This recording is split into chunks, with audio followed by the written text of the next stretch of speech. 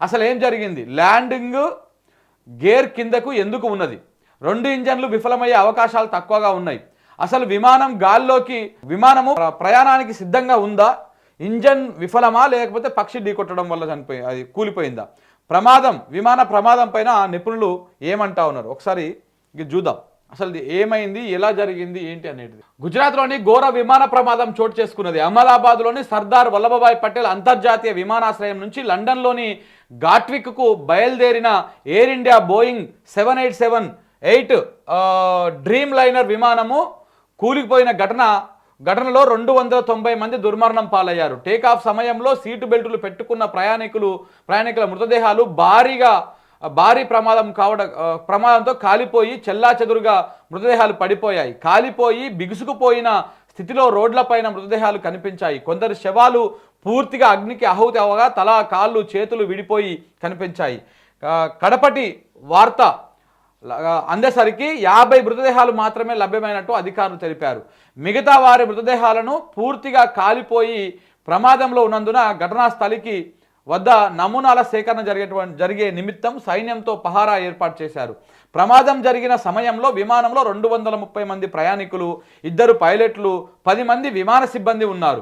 వారిలో భారత సంతతికి చెందినటువంటి బ్రిటిష్ పౌరుడు రమేష్ బిశ్వాస్ కుమార్ కూడా ఉన్నారు. మరొక ప్రయాణికుడు మినహా మిగతా వారందరూ చనిపోయారు. మృతుల్లో గుజరాత్ మాజీ సీఎం విజయ్ రూపాని కూడా ఉన్నారు. విమానం టేకాఫ్ అయిన 59 సెకండ్లలోనే ప్రమాదము చోటు చేసుకున్నట్లు విమానాశ్రయంలోని సీసీ ఫుటేజ్ స్పష్టంగా చెప్తోంది. ఇక Ahmedabad police commissioner GS Malik కేంద్ర విమానయాన వర్గాల కథనం ప్రకారం ఎయిర్ ఇండియా విమానము అహ్మదాబాద్ విమానాశ్రయం నుంచి మధ్యాహ్నం 1:38 టేకాఫ్ అయ్యింది.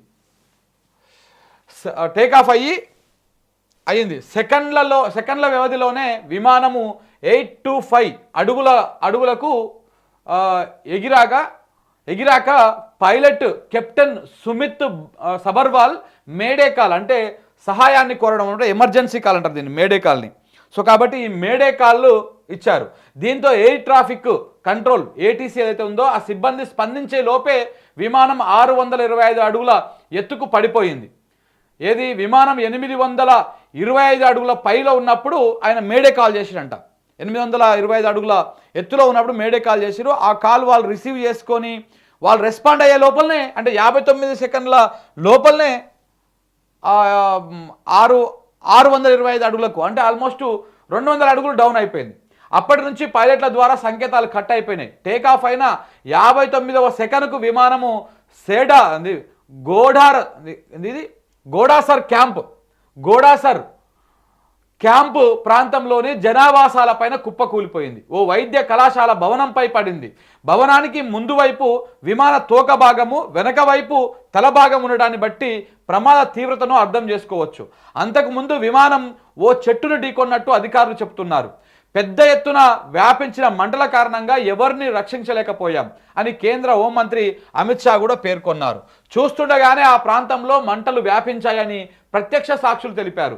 దట్టమైన పొగ 5-6 కిలోమీటర్ల వరకు కనిపించిందని పేర్కొన్నారు.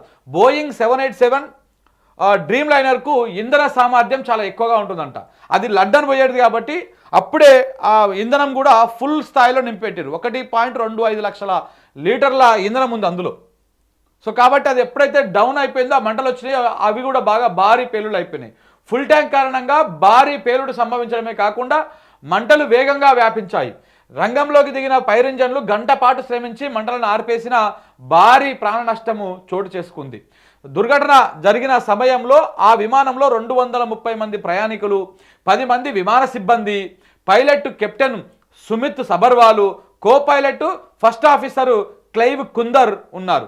169 మంది భారతీయులు, 53 మంది బ్రిటిష్ పౌరులు, 7 పోర్చుగీసు పాస్పోర్టు హోల్డర్సు, 1 కెనేడియన్ ఉన్నట్లు కూడా ఎయిర్ ఇండియా ప్రకటించింది. మెడికల్ కాలేజీ విద్యార్థులకు సరిగ్గా 1 నుంచి 2 గంటల మధ్యాహ్న భోజన సమయం కావడంతో మెడికోలు హాస్టల్ పై అంతస్తులోని మెస్లో భోజనం చేస్తున్నారు. అదే సమయంలో విమానం పడడంతో 50 మంది మృతి చెందినట్లు దైనిక్ భాస్కర్ గుజరాతీ ఎడిషను దివ్య భాస్కరు పేర్కొన్నది.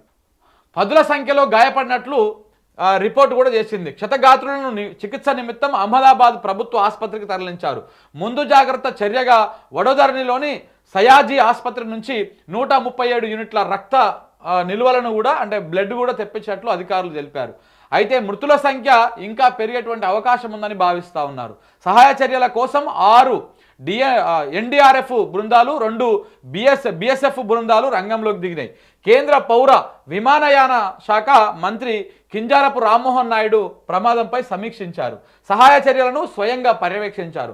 అనంతరం ఆయన మీడియాతో మాట్లాడుతూ ఈ ప్రమాదం తీవ్ర దిగ్భ్రాంతిని గురిచేసిందని చెప్పారు. ఈ ప్రమాదానికి బాధ్యులను ఉపేక్షించబోమని కూడా చెప్పారంట. ఇంకేం బాధ్యులను ఉపేక్షిస్తారండి మీరు?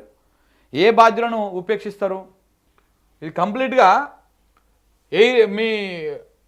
మీ విమానయాన శాఖ ఫెయిల్యూర్ లెక్క కనపడతలేదా? ఇలా 290 మంది చనిపోతే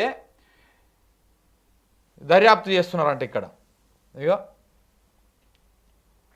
అలా చనిపోయినటువంటి వాళ్ళ డెడ్ బాడీలు గుర్తుపట్టలేక ఇక్కడ చూడండి, ఇగో మొత్తం ఎట్లా చెల్లా చెదరై పడిపోయినాయో. గుర్తుపట్టలేకపోవడంతో DNA టెస్టులు చేస్తున్నారు.